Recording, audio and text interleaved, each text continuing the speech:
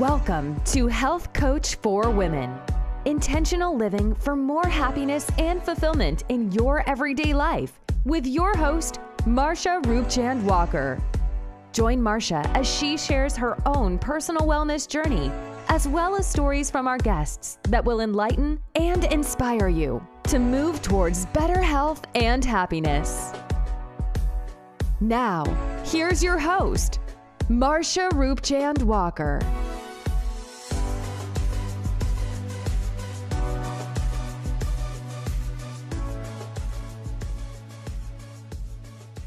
Hello, and welcome to another episode of Health Coach for Women, a podcast where we explore alternative and holistic solutions for better health and wellness. And I am your host, Marsha. Thank you so much for joining me today. If you haven't done so already, please hit that like button, share, and subscribe. Now, of course, you know I love starting out with a quote, so I do have a quote for you. Overthinking causes unnecessary stress and worry and tends to blow things out of proportion, by Melissa Elshman. So, of course, you have an idea of what I'll be talking about today, and that is stress, okay? And there are 7 reasons why women over 40 tend to struggle with stress. And that's what I'll be going over and discussing today. So, why do women over 40 struggle with stress? Why, right? There's various reasons why women over 40 struggle with stress. Now, we all have stress, right? Whether you're in your 20s, your teens, your 30s, your 40s, your 50s, right? And sometimes even way into your 70s and 80s, right? We tend to struggle with, or not struggle, but we tend to experience stress. Right. But there are often times when we deal with stress where it becomes an issue. If it's a part of our everyday daily lives, it becomes chronic stress. And so there's different reasons for why women over 40, and particularly women in their over 40s, struggle with stress. And some of those there's various reasons. And some of those are the first one being where we are struggling or dealing with increased responsibilities. And so as we get older, we have more, sometimes we take on more responsibilities, right? And such as giving for our taking care of our children, being the caregiver for our parents, career choices, career decisions, or along with managing the household, right? There's different, which can cause stress and overwhelm, right?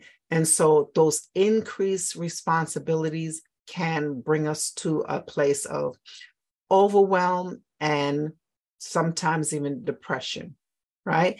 And so we know that to be several of the reasons for stress and where people struggle. Now, hormonal issues, right? But let me backtrack for a moment. So there's different things that we can do, right? When we have these increased responsibilities, right? And some of the things is if you are still raising young children, you're in your 40s and you're still raising teenagers or young children, that's why it's so important to have a routine, especially when you have young children, where you're putting them to bed early, making sure that you have shared responsibilities within the home, right? Whether that is for you're delegating different tasks for the children, as far as like making sure that they do their homework, they pick up their clothes from off the floor, doing the things that they need to do, right? Doing their homework, putting away their toys when they're done, so that there is less of a burden. The things that they are doing, you're teaching them responsibility, as well as them learning how to pick up after themselves, right? And so there's different things. And that's why self-care is so important. And so even if you are someone who is taking care of your elderly parents, that's a lot, that can cause a lot of stress. You have to have those days of self-care. You have to have those moments of time out for yourself. That's extremely important, right? And so I mentioned before, I took care of my mom for several months, and you need that me time, and I stayed with her and I took care of her for 9 months. But you need outlets, you need an outlet where you can have hobbies, do the things that you enjoy. That's so important, right? And so those are some of the ways that you can manage those stress. You may not totally eliminate it, but you can manage it by doing certain things, right? And getting into your hobby of doing some exercise. That's part of your self-care routine, and maybe treating yourself to getting your hair and your nails done, etc. Whatever it is, you find some type of outlet or hobby. Now, what about the next thing I want to go into is hormonal changes, right? Hormonal changes. As we get older, hormones, the things are changing in our body, right? We produce less estrogen, right? We have these things that's these changes that just happens in our body. And so we're experiencing those change, which those hormones impact our moods, right?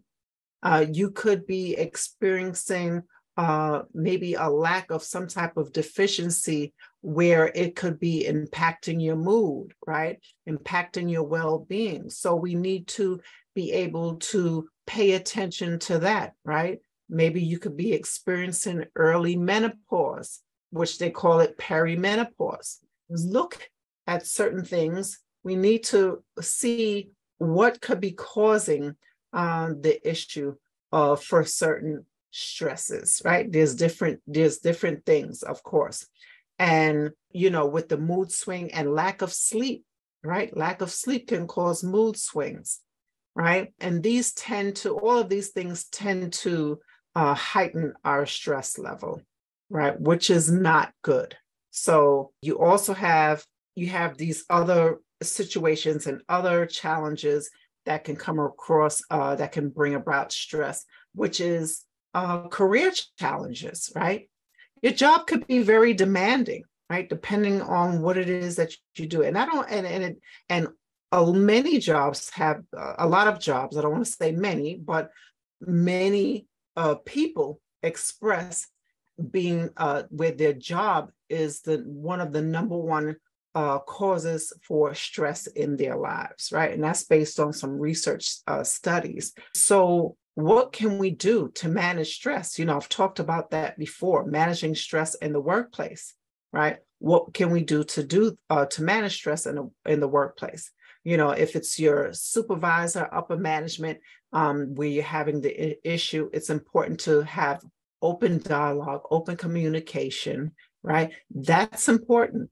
No one wants to go to work where you have someone upper management down your back, down your throat every minute, and monitoring and treating you as if you are not a responsible adult.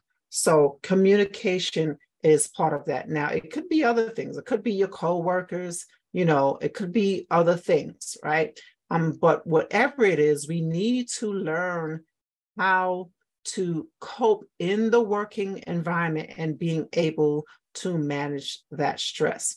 And so if open communication and having dialogue is not something that's beneficial, it's not something that's working, if you try that, of course, and when you're approaching a situation, you have to approach it from a place of humbleness and without anger, right? Without anger and frustration, because your approach and your tone can make a difference, right? It can make a difference in how that person is receiving the information.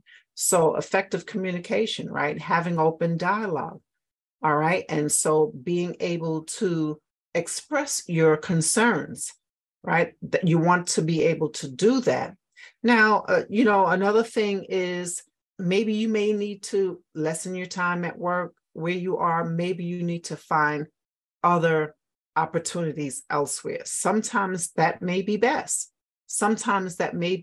You want to work in an environment that is a friendly atmosphere. It's warm, It's where you are, it's a team effort where you work. You don't always have to agree on every topic, on everything, but to be able to work together as a team to get the job done and done in efficiently in an efficient and timely manner is the goal, right? And so, and whatever you do it world class, right? Whatever you do it world class, even if you don't want to do it anyway, right? And so we're all put in a position where sometimes we don't want to do the things that we have to do, but we need to do them regardless, right? Because that is the way that we earn a living. That is the way that that's in a position that we're in. We do what we need to do anyway. And so that's the best part of discipline. Okay, that's the best part of developing discipline. And doing it is by doing the things that we don't want to do and doing it anyway, and doing it from a high level. And what I mean by that is doing it, providing it in a expert, well manner, like providing that world-class service, right?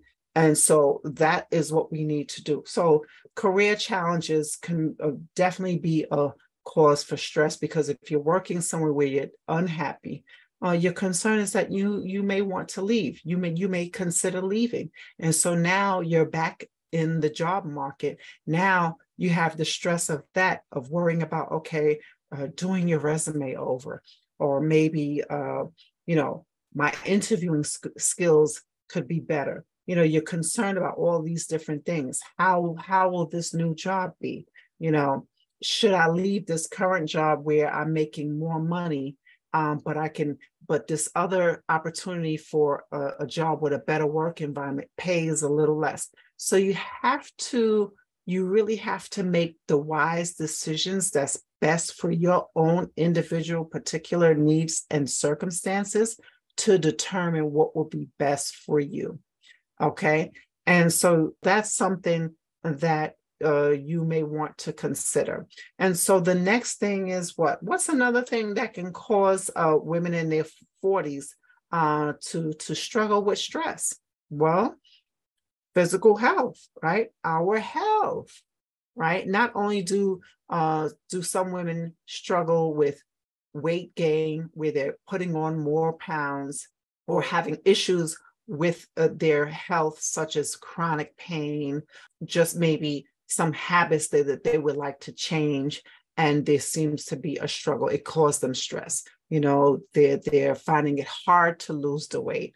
They don't understand why they have brain fog. They're struggling with infertility, hormone imbalances, things like that. So that can be a challenge, right? That can be a challenge.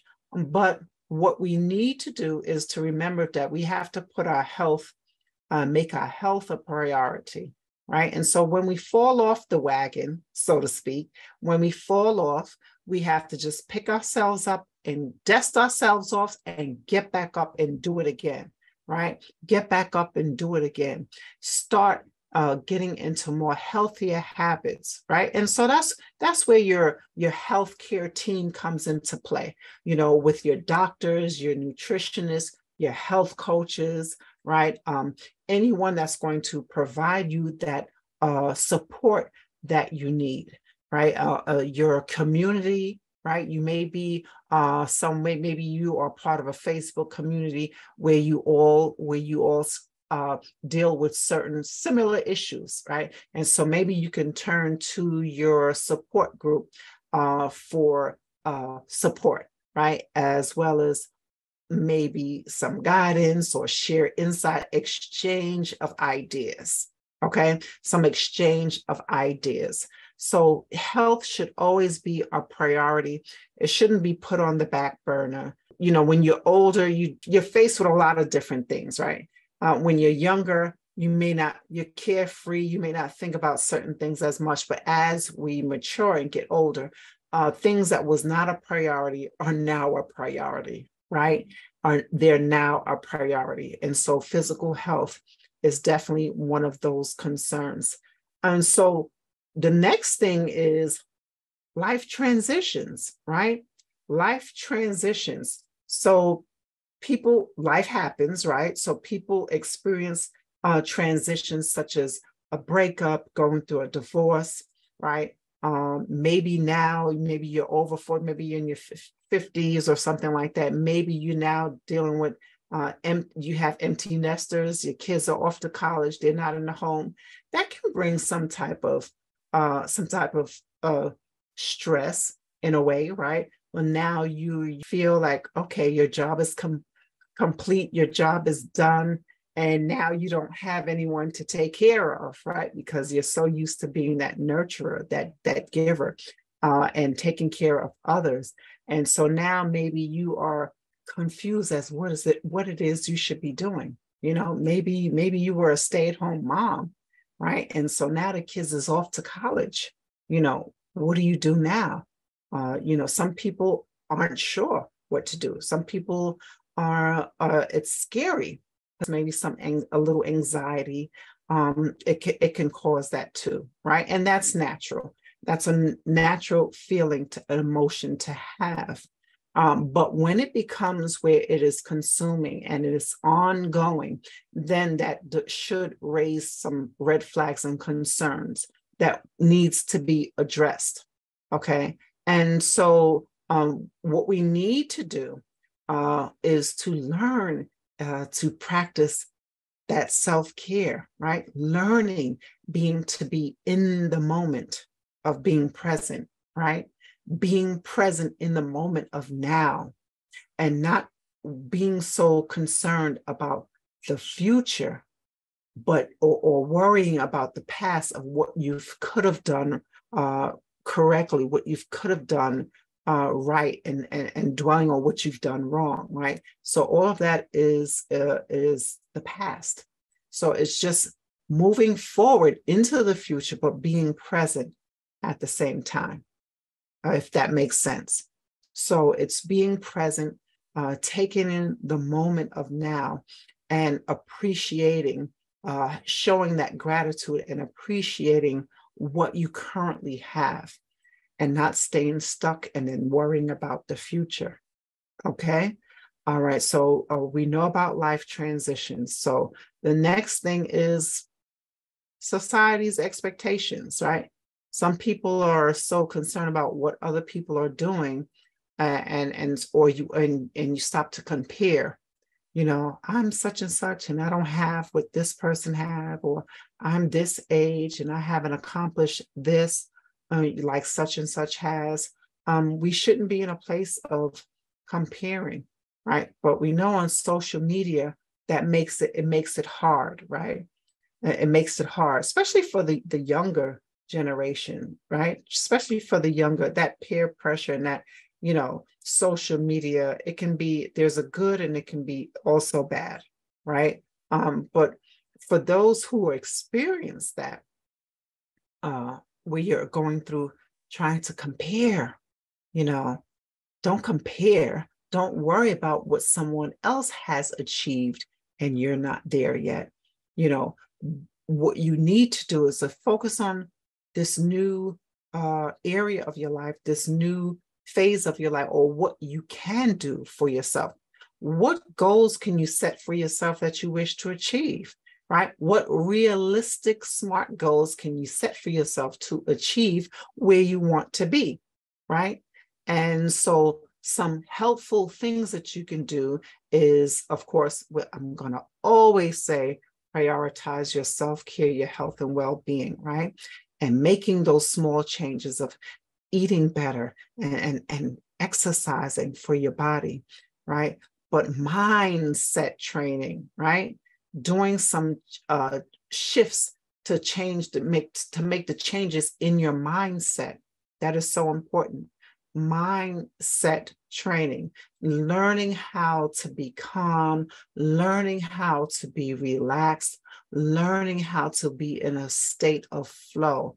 And that's through meditation, right? And being in touch with your spirituality, right? Being in touch with the things that you believe in and valuing those things, and taking the lessons or whatever practices and beliefs that you believe in and connecting with that, right? Connecting and diving more into your spirituality, rather than focusing on the outside world. And that's why it's so important for at times to unplug from society. And that's by not watching the news, unplugging from social media, and taking time to reflect. Okay, so taking time to reflect. Societal expectations can put someone in a place of struggle because you're so busy comparing, you're missing the present moment. You're so busy worrying about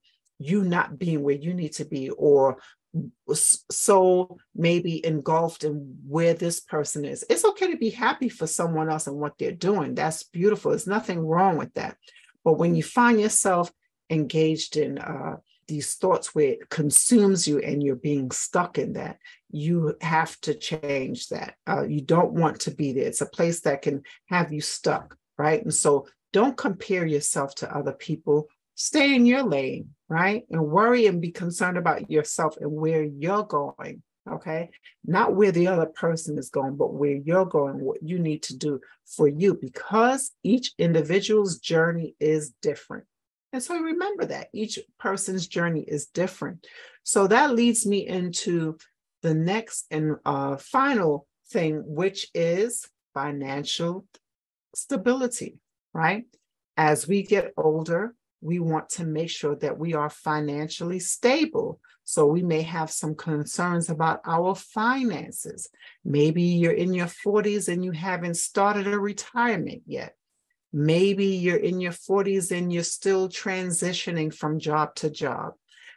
Maybe you are just someone, you just haven't figured it out yet, right?